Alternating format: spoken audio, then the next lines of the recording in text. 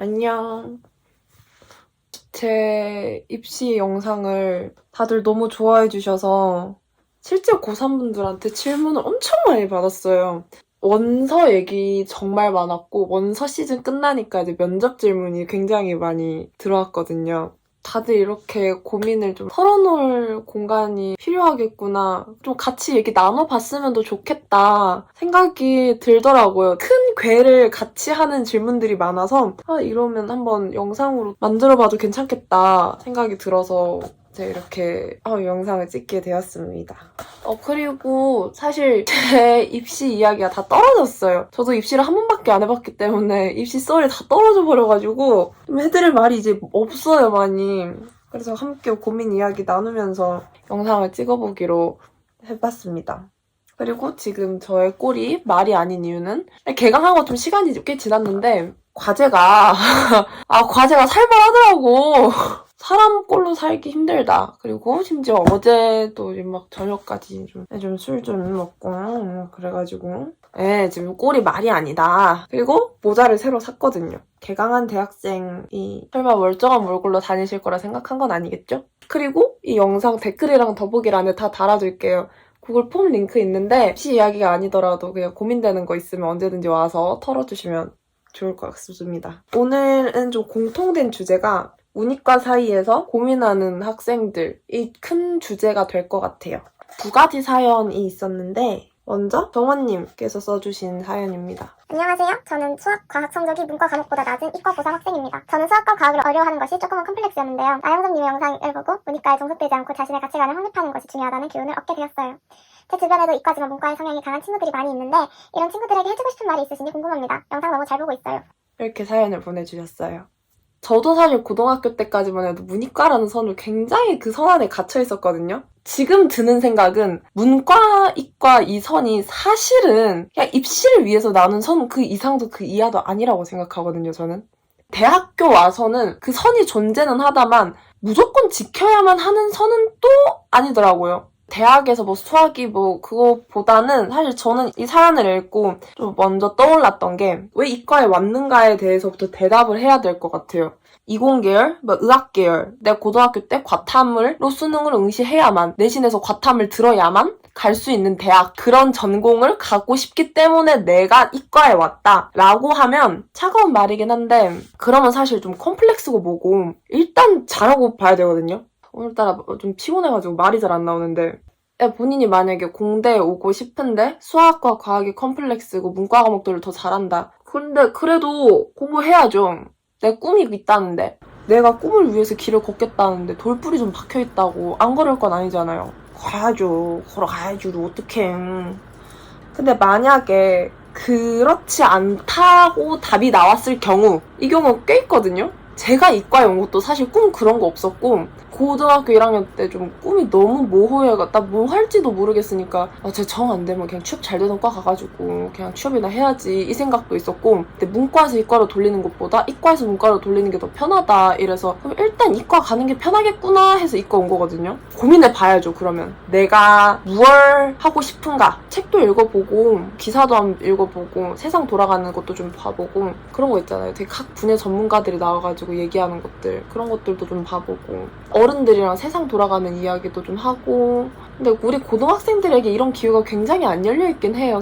고민을 한다 하더라도 입시는 그래도 한번 안 돼도 한번 끝까지 도전해보는 게 그때밖에 할 수 없는 경험이라고 생각을 하거든요. 그때 내가 왜 공부를 했느냐라고 누군가 묻는다면 저는 사실 공부를 한 것도 생기부를 채운 것도 고등학교 생활 전반적인 그 제 모토가 고등학교 때 할 수 있는 모든 걸 하고 가자 였거든요. 그래서 저한테 대학이란 게 고등학교 생활의 종지부라기보다는 고등학교라는 엄청나게 큰 퍼즐을 채우는 몇 조각이 저는 대학이었던 것 뿐이에요. 한 퍼즐이 이만하다 치면 이만큼이 한 대학이었고 이만큼의 동아리 막 이런 거 있잖아요. 동아리 학생회 막 이런 애들 그리고 나머지 이만큼이 전 책이나 그 고등학생 때 느낄 수 있는 사회에 대한 시각들이 좀 어쩌다 이 얘기가 꺼냈지? 사실 이 얘기가 왔어요. 공부를 놓치는 마라 이 얘기는 꼭 하고 싶었어요.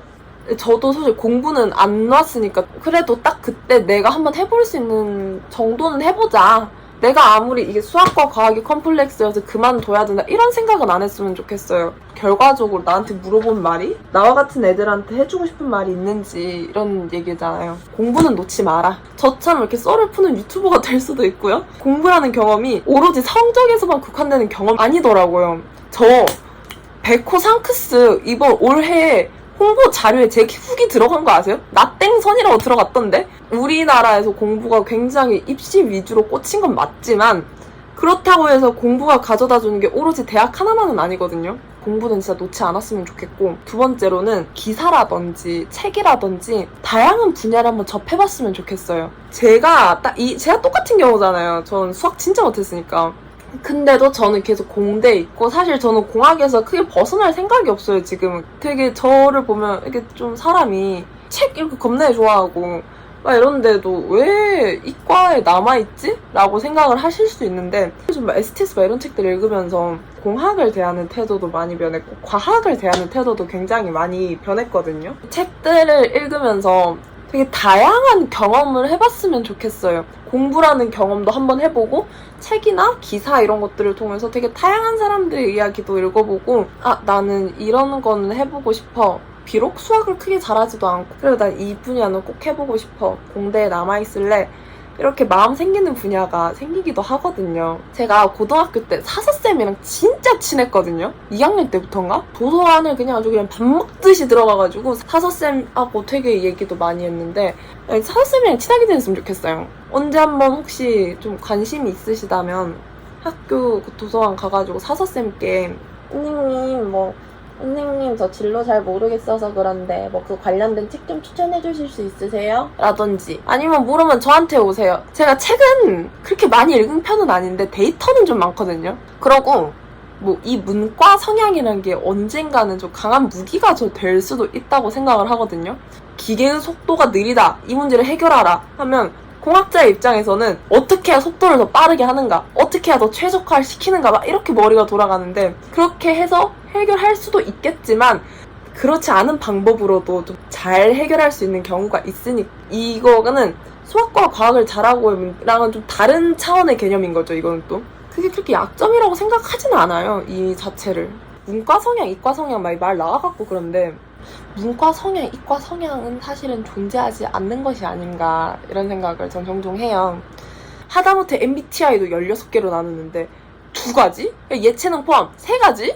아, 이거 너무 적잖아. 이거는 시를 위해서 나눈 거지. 거기에 우리를 정의하려고 드는 순간 굉장히 많은 것들이 이렇게 나를 가두거든요. 그 테두리 안에. 이과라는 테두리, 문과라는 테두리, 예체능이라는 테두리가 나를 가두거든요. 그거는 좋은 현상은 아닌 것 같아요. 나 문과 성향, 이과 성향 그런 거 없으니 우리는 그저 하고 싶은 걸 합시다. 두 번째인데 바바님 이야기입니다. 안녕하세요. 전 현재 고1인 학생인데요. 제가 성향은 완전 문과인데 이과 계열 직업을 희망해요. 부모님은 자기한테 잘 맞는 걸 해야 한다고 하시고, 학원생께서는 성적이 잘 나올 수 있는 걸 하라고 해서 일단 선택 과목은 문과를 했는데 계속 이과로 할 걸 그랬나 이런 생각이 들어요. 제가 정말 과학을 못해서 중학생 때부터 성적이 잘 나온 적이 없거든요. 통합과학도 이해가 안 되는 부분이 많아요. 수학머리도 없어서 노력해서 올린 케이스인데, 그럼 제가 이과를 가면 안 되겠죠? 아니면 밑바닥을 찍어서 이과를 가는 게 나을까요? 조언 부탁드려요. 라고 남겨주셨습니다. 제가 보통 이런 말하기 참 웃기긴 한데, 고등학교 공부가 적당한 상위권까지는 노력으로 커버가 가능해요. 3등급 정도죠? 뭐 그냥 3등급, 2등급, 3등급 막 이런 거. 솔직히 말하면 제가 뭐 천재는 아니잖아요. 제가 굉장히 평범한 사람이고 굉장히 흔한 사람 중 한 명이에요. 저라고 국어가 노력이 아니었을까요? 왜 영어가 노력이 아니었을까요? 과학을 못한다, 수학머리가 없다 이런 말을 해주셨는데 저 똑같은 생각했거든요. 저도 제가 중학교 1학년 때 처음 시험을 본 게 그때 제가 다른 과목들이 막 10점대 엄청 나오고 80점대 한두 개 나오고 막 이랬었어요. 근데 내가 과학이 60점인가 나왔었거든요. 물리 이해 하나도 안 되고 힘 뭔지 하나도 모르겠고 물리 파트 그냥 있는 대로 날려버리고 물리 파트만 날렸겠어요. 다른 것도 막 겁나게 날려버렸죠 그냥. 저도 좀 과학 잘 못했어요. 중2 때부터 그냥 싹 다 암기해가지고 그냥 그렇게 시험 봤지. 그런데 사실 고등학교 과학 좀 힘들긴 해요.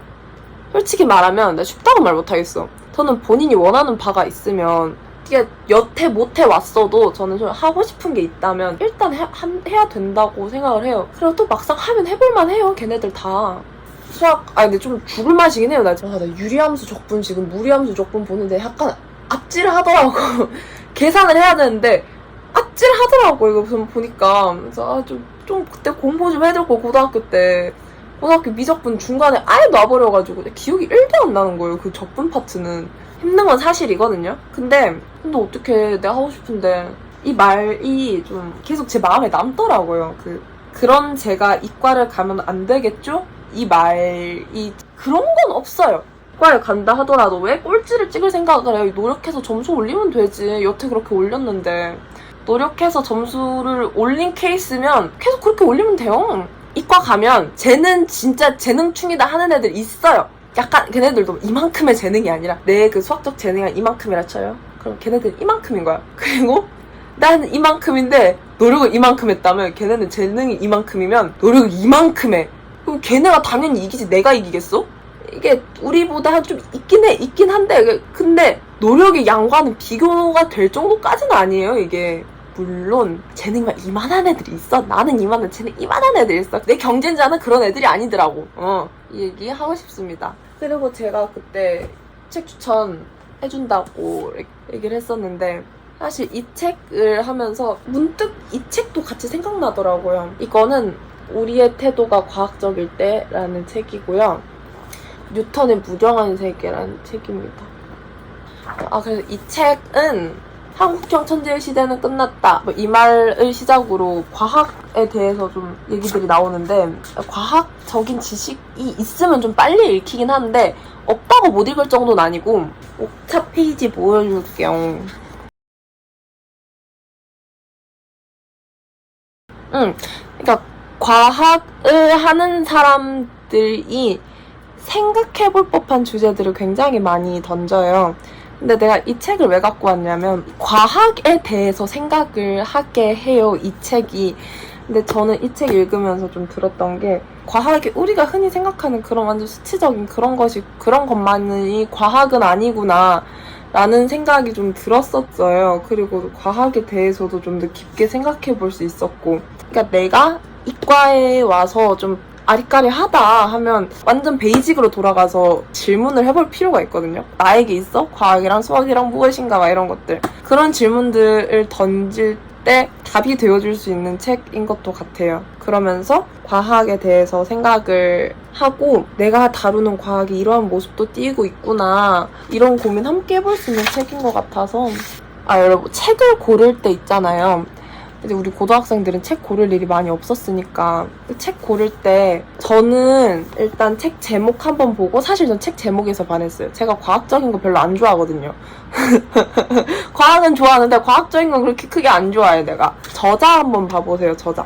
여기에서 막 학력을 보라가 아니라 이런 거 전공했구나, 뭐 책 이런 것도 썼구나, 막 이런 거. 제가 가장 중요시 보는 게 목차예요. 목차 보면서 막 과학책인데 왜 가짜뉴스가 있지? 초협력하면서 과학에서의 협력? 그게 어떤 거지? 막 궁금해질 거 아니에요? 이런 거 읽다 보면 막 그 해당 페이지들 가서 좀 읽어보면서 몇 페이지 읽다가 괜찮네? 재밌네? 읽어볼만 하네? 하면 그렇게 해서 저는 책을 고르는 편이거든요.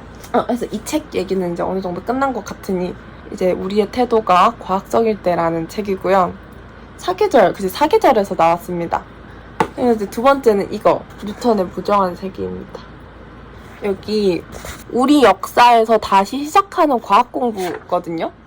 이 책을 갖고 온 이유는 과학을 역사의 렌즈로 바라봤어요. 그 서양 근대사가 아니라 우리나라 역사로 바라봤어요. 터무니 왜 우리가 과학책을 어려워할까 질문에 대해서 이 저자는 우리의 근대 과학은 서양의 언어로 쓰였다. 그리고 서양의 흐름을 타서 온 역사인데 어떻게 우리에게 이렇게 잘 스며들 수 있겠는가. 우리의 역사를 통해서 한번 이 과학을 바라봐 보자. 그러면 좀 더 우리에게 와닿지 않을까. 과학의 역사를 우리의 관점에서 재구성하는 책이에요, 이게. 이 책이 정말 내가 완전히 이과 인간일 때, 내가 완전히 문과 인간일 때는 절대 쓸 수 없는 책이고 절대 볼 수 없는 시각이거든요. 이거는 과학과 역사 이 사이를 잘 왔다 갔다 할 수 있는 사람이었기 때문에 이런 시각을 가질 수도 있었고 이런 책을 낼 수도 있는 거잖아요. 그래서 저는 여러분들이 이 책도 굉장히 재밌어요. 역사 좋아하면 한 번쯤은 읽어볼 만한 것 같아. 다니고 과학사도 알 수 있고 좀 은근 약간 교양 같은 느낌이어서 그래서 한 번쯤은 저는 읽어봤으면 좋겠어요. 이거 이김 출판사에서 나온 뉴턴의 무정한 세계고요. 문이과 사이에서 내가 뭐 이도저도 아닌 사람인 것 같다 뭐 이런 생각이 들 때 그게 아니라 이렇게 융합적인 사고를 할 수도 있구나 이렇게 생각해봤으면 좋겠습니다. 그리고 책이 굉장히 재밌어요. 제가 이제 요즘 브이로그 다시 찍어보고 있거든요. 여러분들 대학 로망을 실현시키기 위해서. 근데 맨날 다니는 몰골이 이런 몰골이어가지고 내가 과연 로망을 실현시켜줄 수 있을까 모르겠어. 좋은 결과 얻을 수 있길 제가 항상 응원하고 있다는 거 잊지 마시고 궁금한 점 있으면 언제든지 댓글, DM, 이메일 편한 걸로 사용해서 보내주세요. 사연 계속 모으고 있으니까 이 아래 그 댓글이나 더보기란에 있는 링크 통해서 사연 남겨주시면 좋을 것 같아요. 그러면 저는 이만 다음 영상으로 건너가 보도록 하겠습니다. 안녕!